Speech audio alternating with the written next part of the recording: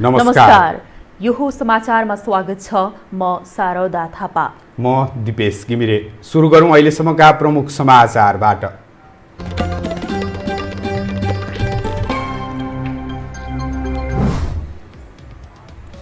नेपालमा कोरोना संक्रमणबाट थप 2 जनाको मृत्यु। मृतकको संख्या 34 पुग्यो।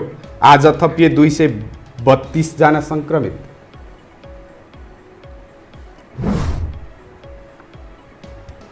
आन्तरिक कलह नमिल्दा नेकपा स्थायी समिति बैठक स्थगित। पार्टी विवादमा राष्ट्रपतिकै संलग्नता रहनु असंवैधानिक भएको विज्ञको टिप्पणी। सरकारले उर्वर भूमि विनाश गरेको भन्दै ललितपुरका खोकनावासी बने आन्दोलित। फास्ट ट्र्याकको जग्गामा धान रोपेपछि प्रहरीसँग झडप।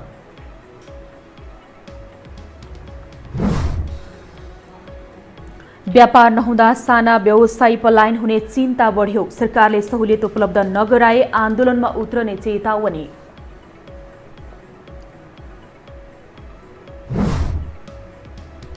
र कोरोनाले विश्वभर 5,30,000को ज्यान गयो। अफगानिस्तानका राष्ट्रपति सल्लाहकारको मृत्यु। पाकिस्तानका विदेश मन्त्री पनि संक्रमित।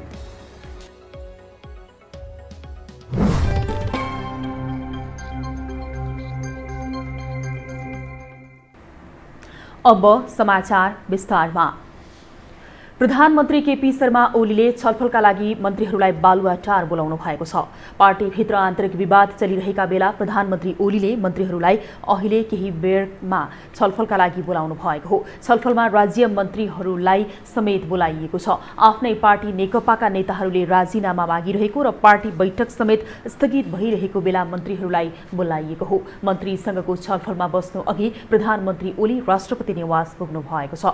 दल विभाजन सम्बन्धी अध्यादेश ल्याउने चर्चा चलिरहेका बेला प्रधानमन्त्री ओली राष्ट्रपतिलाई भेट्न पुग्नु भएको हो। उता नेकपाका अर्का अध्यक्ष पुष्पकमल दाहाल प्रचण्ड सहित सचिवालयका 6 जना सदस्यको छुट्टै भेला बसेको छ।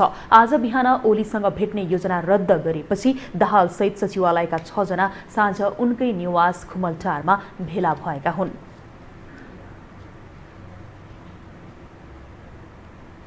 नेपालमा कोरोना भाइरस संक्रमणबाट थप 2 जनाको मृत्यु भएको छ। स्वास्थ्य तथा जनसङ्ख्या मन्त्रालयका अनुसार गोरखाको पालङटारका 1 र रूपन्देहीका 1 जनाको कोरोना संक्रमणका कारण मृत्यु भएको हो। मन्त्रालयका प्रवक्ता डाक्टर जागेश्वर गौतमले नेपालमा कोरोना संक्रमणबाट मृत्यु हुनेको संख्या 34 पुगेको जानकारी गराउनुभयो। आज नेपालमा 232 जना नयाँ कोरोना संक्रमितहरू थपिएका छन्। यससँगै नेपालमा संक्रमितको संख्या 15,491 पुगेको छ।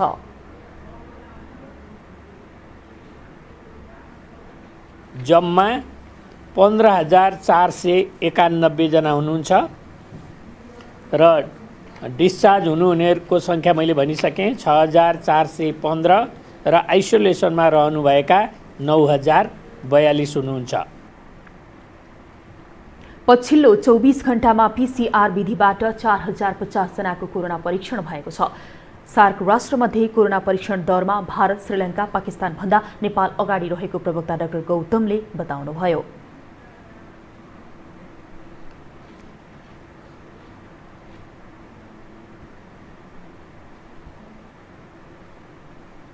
आजसम्म 6,415 जना संक्रमण मुक्त भएर घर फर्किएका छन्। अहिले देशैभरिका विभिन्न क्वारेन्टाइनमा 33,125 जना रहेका छन् भने 9,042 जनाको आइसोलेसनमा उपचार भइरहेको छ। सत्तारूढ दल नेपाल कम्युनिस्ट पार्टी नेकपाको स्थायी समिति बैठक स्थगित भएको छ। आज बिहान 11 बजेका लागि बोलाइएको बैठक सोमबारसम्मका लागि स्थगित भएको हो। विवाद समाधानका लागि भन्दै आजसम्मका लागि बैठक स्थगित गरिए पनि ठोस सहमति जुट्न नसकेपछि बैठक रोकिएको नेताहरूले बताएका छन्। शीर्ष तहमा भएका पटक पटकका छलफलमा नेताहरू अडानबाट पछि हटेका छैनन्। अध्यक्ष केपी ओलीलाई अर्का अध्यक्ष प्रचण्ड र वरिष्ठ नेता माधव कुमार नेपाल समूहले प्रधानमन्त्री र अध्यक्ष दुवै पद छाड्न दबाब दिएका छन्। ओलीले भने कुनै पनि हालतमा दुवै पद नछाड्ने अडान राख्दै आउनु भएको छ।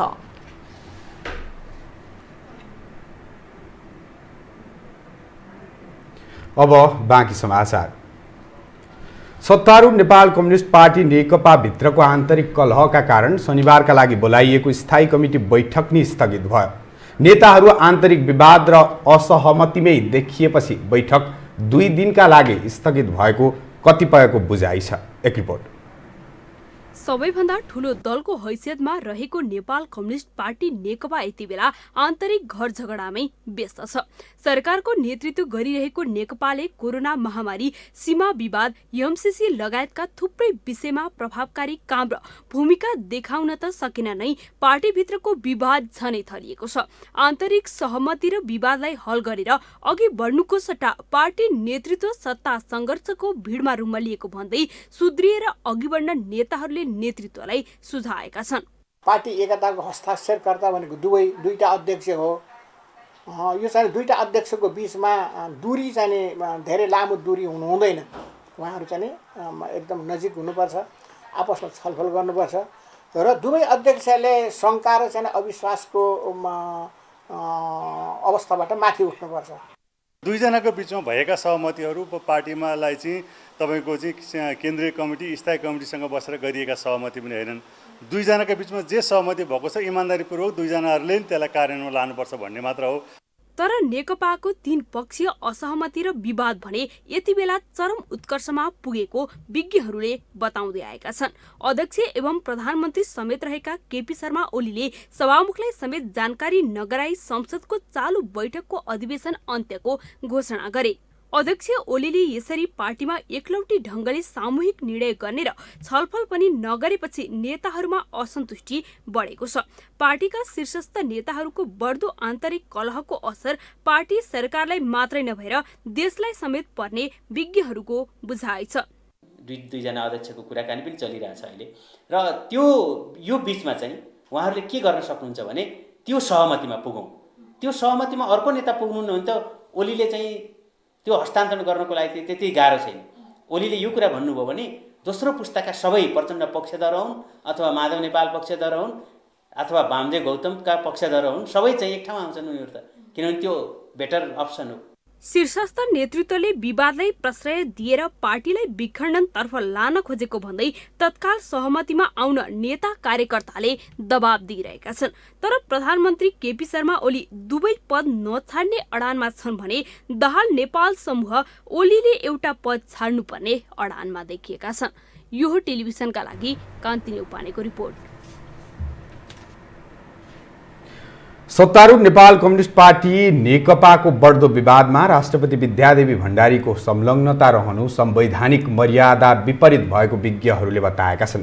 राष्ट्रपति जस्तो सम्मानित पदमा रहेको आलङ्कारिक व्यक्तिले पार्टी र सरकारका काम कारबाहीमा चासो दिएर गोप्य छलफलमा सहभागी भएको भन्दै नेकपाकै नेताहरूले समेत आलोचना गर्दै आएका छन्। एक रिपोर्ट।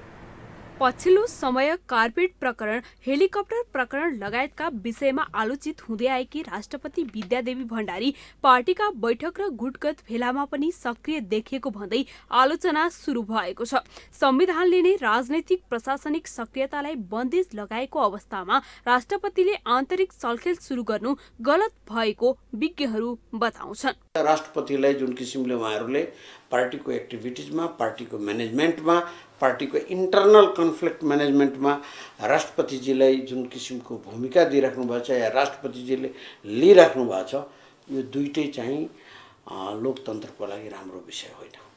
संविधानको धारा 61 मा नेपालको राष्ट्रिय एकताको प्रवर्धन गर्नु, संविधानको पालना र सम्वर्धन गर्नुलाई राष्ट्रपतिको प्रमुख भूमिकाका रूपमा उल्लेख गरिएको छ।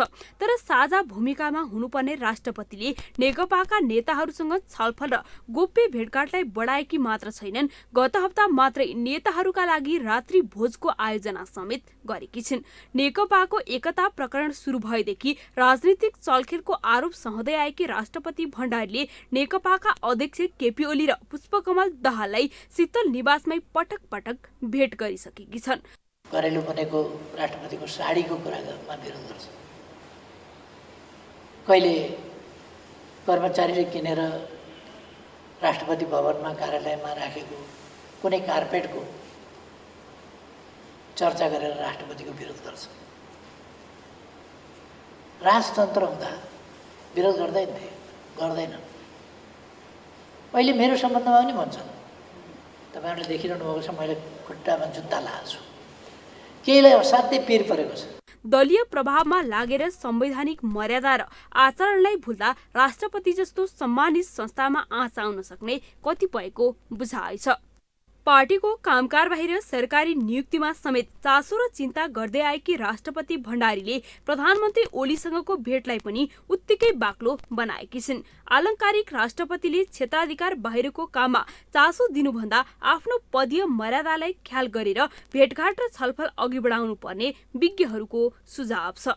तर जनस्तरमा भएको आलोचनाको बावजुद पनि राष्ट्रपतिको रवाफ र हस्तक्षेपमा भने परिवर्तन आउन सकेको छैन। यो टेलिभिजनका लागि कान्तिने उपानेको रिपोर्ट। कम्युनिस्टहरूले सडकमा हुँदा जनताको मुक्तिको नारा धेरै लगाए। राज्य सत्ता सम्हाल्ने अवसर पाए जनताको दुःखको दिन अन्त्य हुने नाराले धेरैलाई कम्युनिस्टप्रति आकर्षित बनायो। झन्डै 2/3 कम्युनिस्ट सरकार अहिले कसरी सत्ता लम्ब्याउने भन्नेमा केन्द्रित बनेको देखिएको छ। एक रिपोर्ट। हाल देशमा झण्डै 2/3 कम्युनिस्ट सरकार छ। 7 मध्ये 6 प्रदेश र अधिकांश स्थानीय तहमा पनि कम्युनिस्टकै सरकार छ। तर जनताले कम्युनिस्ट नेताका भनाई अनुसारको परिणाम रत्ती भर पाएका छैनन्। त्यसैले विपक्षी दल मात्रै होइन, सत्ता पक्षकै नेताहरूले पनि प्रधानमन्त्री केपी ओलीको राजीनामा मागिरहेका छन्। जनतामा पनि ओली सरकारप्रति वितृष्णा बढ्दो छ। तर प्रधानमन्त्री ओली त्यो स्वीकार्न चाहँदैनन्। ओली जसरी पनि सत्ता यात्रालाई लम्ब्याउने रणनीतिमा छन्। प्रचण्ड असाध्यै पदलोलुप, उहाँको पदलोलुपताले नै माओवादी पार्टीको चाहिँ के भनेदेखि विघटन र विसर्जनको स्थिति बनायो। त त्योभन्दा पनि चर्को अब खड्ग ओली त भइसकेपछि के देखिन्छ भने ओलीले छोड्ने बहुमतले कारबाही गर्नु पर्यो। कारबाही गर्दाखेरि अब फुट्ने भयो कि कारबाही स्वीकार गर्नु पर्यो ओलीले, अस्वीकार नगर्दाखेरि फुट्ने भयो। सत्तामा पुगेपछि कम्युनिस्ट नेताहरूले विगत भुल्ने गरेको आरोप लाग्ने गरेको छ। जनताको मुक्तिको नारा दिनेहरू आफूलाई राजा महाराजाकै शैलीमा शासक सम्झन्छन्। व्यवस्था परिवर्तनको आन्दोलनमा 14 वर्ष जेल जीवन बिताएका प्रधानमन्त्री केपी ओलीमाथि पनि विगत भुलेको आरोप लागेको छ। नारा कम्युनिस्टको दिएर बुर्गुवा भ्रष्टहरूको पक्षमा नेकपा सरकार लागेको पुराना वामपन्थी नेता मोहन विक्रम सिंहको दाबी छ। सिंह सत्तारूढ नेकपालाई कम्युनिस्ट नै मान्दैनन्। उनीहरू वास्तवमा उनको सम्पूर्ण चरित्र कार्यशैली हेर्दाखेरि उनीहरू कम्युनिस्ट होइनन्। त्यसले त्यही एङ्गलबाट नै हामीले चिजलाई हेर्नुपर्छ। त्यसका जनताले कम्युनिस्ट भनेर उनीलाई विश्वास गरे, ठुलो जनमत उनीहरूले प्राप्त गरे र वास्तवमा उनीहरू कम्युनिस्ट थिएनन्। त्यसलाई उनको सम्पूर्ण कार्यप्रणाली कम्युनिस्टको जस्तो भएन।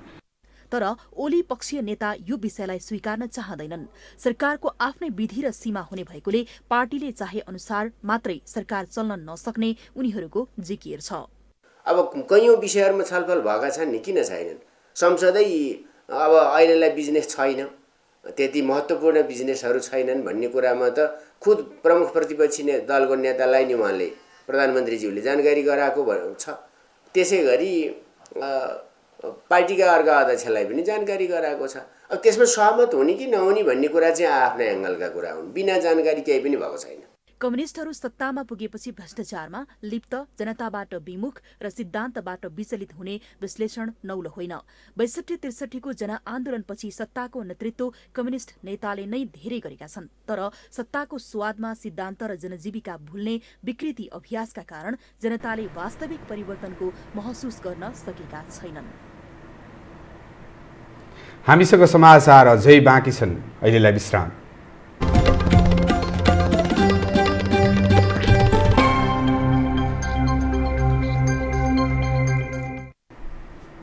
विश्रामपछि स्वागत छ। अब बाँकी समाचार।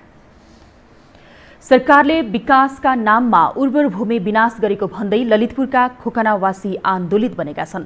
सोही बस्ती हुँदै सरकारले फास्ट ट्र्याक निर्माणको योजना अघि सारेपछि खोकनाको नेवा सभ्यता र उर्वर भूमि नै विनाश हुने भन्दै स्थानीयहरू त्यसको विरोधमा उत्रँदा झडप हुने सम्मको स्थिति सृजना भइरहेको छ। एक रिपोर्ट।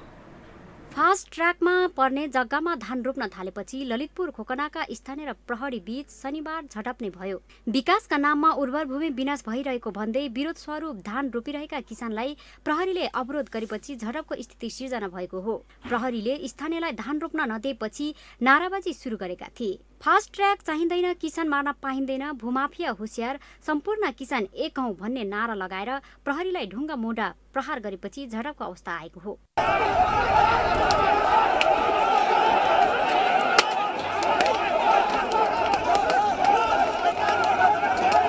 नेवारहरूको आफ्नो भूमिमाथिको अधिकार भएपछि सरकारले विकास परियोजनाका नाममा हरबर र उर्वर भूमिलाई विनाश गर्ने हिसाबले काम गरिरहेकाले विरोध गरिएको उपत्यका व्यापी सडक पीडित संघको सदस्य विद्या श्रेष्ठले बताए। 3000 वर्ष अगाडिको नेवा सभ्यता विनाश गर्न खोज्ने सरकारको कामका विरुद्ध धान रोपेर विरोध गरिएको उनको भनाइ छ। 5-6वटा विकासका परियोजनाको नाउँमा यस्तो हेर्नुहोस् है, यस्तो हराभरा यस्तो उर्वरा भूमिलाई चाहिँ टोटली डिस्ट्रोय गरे विनाश गर्ने चाहिँ हिसाबले जसरी आएको छ हामी त्यसको विरोध गरिरहेका छौँ। यो खोना भनेको 3000 वर्ष अगाडिको एउटा सम्पदा हो, एउटा सभ्यता हो, एउटा नेवा सभ्यता हो र नेवाको मूल जड नै हाम्रो यहाँ खोनामा गाडिएको छ। यदि हामीले नेपालले चाहिँ सधैँ परिचय दिँदाखेरि के हुन्छ भने नेवा सभ्यतालाई नेपाली सभ्यताको रूपमा हामी हेरिन्छ। यो सभ्यतालाई नै विनाश गरिकन जुन किसिमले अग्रेसिभ रूपमा सरकारले चाहिँ यहाँ आफ्नो भूभाग र जमिन लुट्न र विनाश गर्न खोजेको छ त्यसको विरोधमा चाहिँ आज हाम्रो यो धान रोपाइँ गरेर चाहिँ अभियानको रूपमा चाहिँ चढाएका छौँ। बाहिरी चक्रपथ काठमाडौँ तराई द्रुत मार्ग र माता तीर्थ भक्तपुर 132 केबी प्रसारण लाइन खोकना हुँदै बनाउने योजना सरकारले अघि सारेपछि खोकनाका स्थानीयले विरोध गरिरहेका छन्। सांस्कृतिक सम्पदाहरूमाथि विकासका नाममा विनाश गर्न नहुने भन्दै स्थानीय विरोधमा उत्रेका हुन्। तर सरकारले सोही बस्ती हुँदै फास्ट ट्र्याक निर्माणको योजना अघि सारिसकेको छ। 3 महिना भन्दा लामो लकडाउनका कारण बन्द रहेका अधिकांश व्यापार व्यवसायहरू खुलिसकेका छन्, तर व्यापार भने फिट्टिकै छैन। यति बेला व्यवसायलाई घर भाडादेखि ब्याङ्कको ब्याज तिर्न समेत हम्मे परेको छ। यस्तो अवस्थामा व्यापार बन्द गरेर व्यवसायी पलायन हुने हो कि भन्ने चिन्ता बढेको छ। एक रिपोर्ट। देशमा लकडाउन लागू गरिएपछि 3 महिनामा नेपालको अन्तर्राष्ट्रिय व्यापारमा 50% गिरावट आयो। समग्र चालु आर्थिक वर्षको 11 महिनाको अवधिमा 14.33% गिरावट आए पनि 3 महिनाको अवधिमा झण्डै 50% व्यापार खुम्चियो। यसको प्रभाव प्रत्यक्ष रूपमा व्यवसायीहरूलाई परेको छ। व्यवसायीहरूलाई एकातिर बैंकको ब्याज दर तिर्न नसक्नु पीडा छ भने अर्कोतर्फ घर भाडा र कर्मचारी नै पाल्न नसक्नुको समस्या छ। यसमा सरकारले कुनै सहुलियत दिन सकेको छैन। यो अवस्थाको न्यूनीकरण नभए चाबी बोकेर सडकमा उत्रनुको विकल्प नभएको व्यवसायीहरूले बताइरहेका छन्। यो चाहिँ जिन्दाबाद र मुर्दाबादको नारा लिएर सडकमा जानुभन्दा पहिले सरकारको तर्फबाट यो मौद्रिक नीतिदेखि लिएर विभिन्न अन्य उसबाट चाहिँ सरकारका विभिन्न निकायहरूबाट चाहिँ सरल ढङ्गले व्यवसायीहरूलाई गरी खान सक्ने एउटा सृजित माहौल सिर्जना गरिदिन र नेपाल राष्ट्रिय व्यवसायी महासङ्घले अहिले विभिन्न क्षेत्रबाट आग्रह गरेको यो कुरा छ। यो सरकारले तत्काल ल्याउन जरुरी छ। यो भएन भने एकदमै पुरै व्यापारी व्यवसायहरू ठप्प बन्द गरेर बाहिर निस्कन सक्ने बाध्य चाहिँ बन्छ। उद्योगी व्यवसायीहरूले कोरोना महामारीका कारण बैंकको किस्ता भुक्तानी गर्न समस्या भएको भन्दै सरकारलाई भाका सार्न आग्रह गरिरहेका छन्। साथै आगामी आर्थिक वर्षका लागि आउने मौद्रिक नीतिमा बिना धितो कर्जाको व्यवस्था मिलाउन र घर भाडा छुटको व्यवस्था मिलाउन आग्रह समेत गरिरहेका छन्।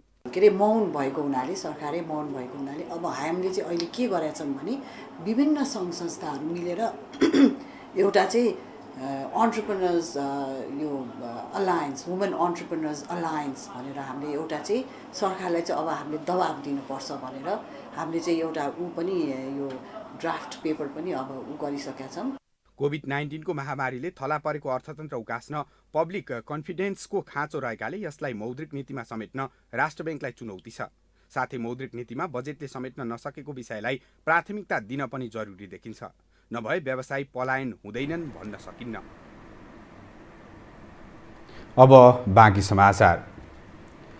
देशमा काम नपाएको भन्दै विदेशी नै नेपालीहरूको संख्या ठूलो छ। नेपालीहरू कामकै खोजीमा भारत, मलेसिया र खाडी देशका साथै युरोप, अमेरिकाका कुना कुनामा पुगेका छन्। तर कामका लागि नेपाल आएर मनग्य आम्दानी गर्दै भारतीयहरूले नेपालमा अवसर छ भन्ने प्रमाणित गरिदिएका छन्। एक रिपोर्ट। नेपाल विद्युत प्राधिकरणले अहिले राजधानीका विभिन्न स्थानमा तारहरूलाई भूमिगत गर्ने कामलाई तीव्रता दिएको छ। नेपाल विद्युत प्राधिकरणले अहिले राजधानीका विभिन्न स्थानमा तारहरूलाई भूमिगत गर्ने कामलाई तीव्रता दिएको छ। शुक्रबार अपराह्न काठमाडौँको महाराजगञ्ज क्षेत्रमा धमाधम विद्युत लाइन भूमिगत गर्ने काम भइरहेको थियो। महाराजगञ्जमा भइरहेको तार भूमिगत गर्ने काममा केही मजदुरहरू आवश्यक उपकरण सहित खटिएका छन्। अचम्मको कुरा यहाँ कार्यरत अधिकांश मजदुर नेपाली नभएर भारतीय थिए। भारतको बिहारदेखि पश्चिम बङ्गालसम्मका मजदुरहरू विगत 6 महिनादेखि नेपालमै विद्युतीय तारहरू भूमिगत गराउने काममा व्यस्त छन्। उनीहरूको काम लकडाउनमा पनि रोकिएन। यो आयोजनामा मात्रै करिब 150 भारतीय काम गरिरहेका छन्। टोटल सारा मशीन से करीबन 100-150 आदमी है। यी मजदुरहरू भारतीय कम्पनीकै माध्यमबाट नेपाल आएका हुन्। यिनीहरूलाई भारतीय कम्पनीले नै खाना र बस्न सहित 11,000 भारतीय रुपैयाँमा मासिक तलब दिने गरेको छ। लोग आईसी इंडिया वाला 11,000 है, खाना पीना कंपनी का, सारा रूम किराया ये जो सब है वो कंपनी का। काम कठिन भए पनि नेपालको हावापानीमा काम गर्दा सहज भएको भारतीय श्रमिकहरूको भनाइ छ। हावापानी तो बढ़िया है इंडिया से। ये भी सही है, उतना ही नहीं है। देशमै काम गरे आफ्नै देश बन्छ, तर विदेशमा काम गरे पैसा त कमाइन्छ तर बन्ने विदेश नै हो। त्यसैले आफ्नै देशमा श्रम गर्न नेपालीहरूलाई यी भारतीयले आग्रह गरे। हम ये संदेश देना चाहते हैं, अपना देश में काम करोगे तो अपना देश का ज़्यादा प्रगति होगा, और जैसे बाहर से लाओगे कमा के वो भी अपना का फायदा होता है। जिस देश में जाते हैं उस देश में भी फायदा होता है, ऐसा बात है। हामी नेपाली देशमा काम नपाइएको भन्दै वर्षेनी लाखौंको संख्यामा विदेशिन्छौं, तर नेपालमै पनि काम गरेर मनज्ञ आम्दानी गरेर लैजाने भारतीयहरूको संख्या ठूलो छ। विभिन्न परियोजनामा मात्रै नभएर saloon, motorcycle workshop, garage, hotel, कबाडीमा काम गर्ने भारतीयको संख्या ठूलो छ। त्यसैगरी फलफूल, चटपटे, पानीपुरी बेचेर नेपालबाट मनज्ञ धन भारत लैजाने पनि छन्। हामी आफ्नो देशमा श्रम गर्न लाज मान्छौं, त्यसैले पराई देशमा पसिना बगाउन बाध्य भइरहेका छौं। अहिले कोरोनाको कहरमा नेपालीहरू विदेशमा पीडादायी जीवन भोग्न बाध्य छन्। कतिपय स्वदेश फर्किसकेका छन् भने कतिपय फर्कने पर्खाइमा छन्। विदेशबाट फर्किएका नेपालीहरूले यी भारतीयहरूले जस्तै काम गरे नेपालमै अवसर पाउन सकिन्छ। क्यामेरामा डीबी मगरको साथमा सम्वेक बस्नेत, काठमाडौँ। हामीसँग अन्तर्राष्ट्रिय समाचार अझै बाँकी छ, अहिलेलाई विश्राम।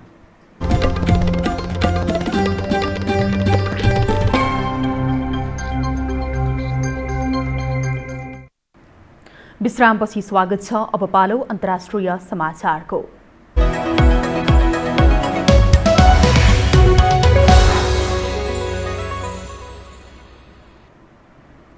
कोरोना भाइरस कोभिड-19बाट विश्वभर मृत्यु हुनेहरूको संख्या 5,30,000 नजिक पुगेको छ।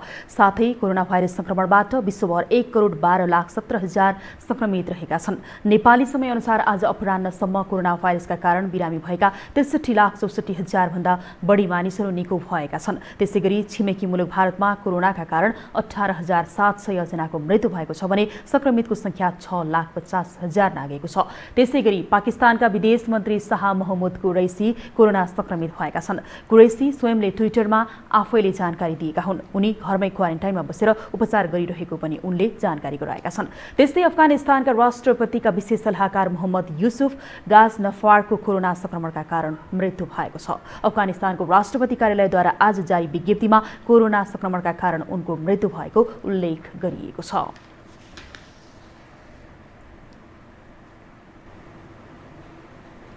अन्तर्राष्ट्रिय समाचारसँगै हामी यो समाचार बुलेटिनको अन्त्यमा आइपुगेका छौं। बिदा हुनु अघि अहिलेसम्मका प्रमुख समाचार पुनः एकपटक।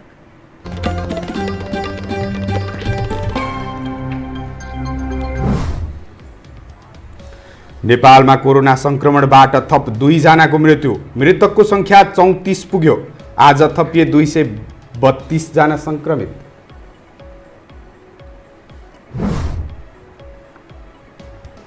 आन्तरिक कलह नमिल्दा नेकपा स्थायी समिति बैठक स्थगित, पार्टी विवादमा राष्ट्रपतिकै संलग्नता रहनु असंवैधानिक भएको विज्ञको टिप्पणी। सरकारले उर्वर भूमि विनाश गरेको भन्दै ललितपुरका खोकनावासी बने आन्दोलित, फास्ट ट्र्याकको जग्गामा धान रोपेपछि प्रहरीसँग झडप।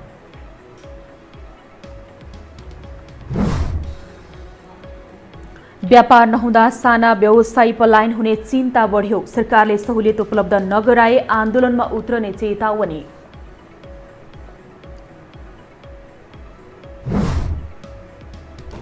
र कोरोनाले विश्वभर 5,30,000 को ज्यान गयो। अफगानिस्तानका राष्ट्रपति सल्लाहकारको मृत्यु। पाकिस्तानका विदेश मन्त्री पनि संक्रमित।